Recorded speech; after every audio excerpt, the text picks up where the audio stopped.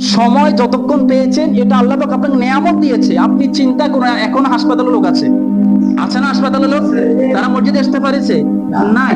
তাহলে আপনি এখন সুস্থ আছেন মানে আপনি এখন সুস্থতাকে কাজে লাগাবেন।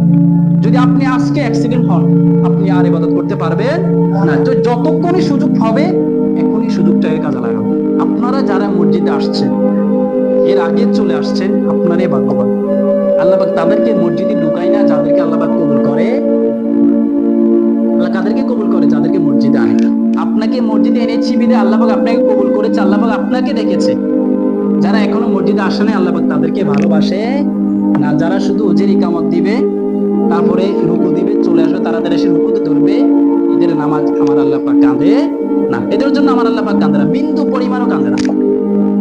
আপনার ভিতরে যদি আল্লাহ পাকের ভয় সত্যি থাকতো, তাহলে আপনি খুতবার এগিয়ে এসে আপনি 4 রাকাত সুন্নত পড়বেন, খুতবা শুনবেন, তারপরে নামাজ পড়বেন 4 রাকাত পড়ে, তারপর যাবেন। এটা হচ্ছে আল্লাহর ভয়। আল্লাহর ভয় তাদের ভিতরে নাই যারা শুধু এসেছে 2 রাকাত পড়ে আবার চলে গিয়েছে। এদের ভিতরে আল্লাহর ভয় নেই। এদের ভিতরে কার ভয় নেই? আল্লাহর ভয় নেই। সত্যিকার ভয় আল্লাহ পাক তারাই আল্লাহকে ভয় করে যারা আগে এসেছে, সুন্নত পড়েছে, ফরজ পড়েছে, আবার সুন্নত পড়েছে, খুতবা শুনেছে। এরাই হচ্ছে সত্যিকারে আল্লাহ পাক কবুল করেছে। অতএব মসজিদে আসা অপরাধ নয়। মসজিদে আপনি এসে আসেন নাই, আমরা আল্লাহ পাক আপনাকে মসজিদে এনেছে।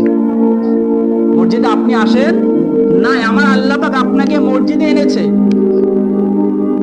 এটা চিন্তা করবেন যে আমার আল্লাহ পাক আমাকে এনেছে, একটু ইবাদত করে যাবেন।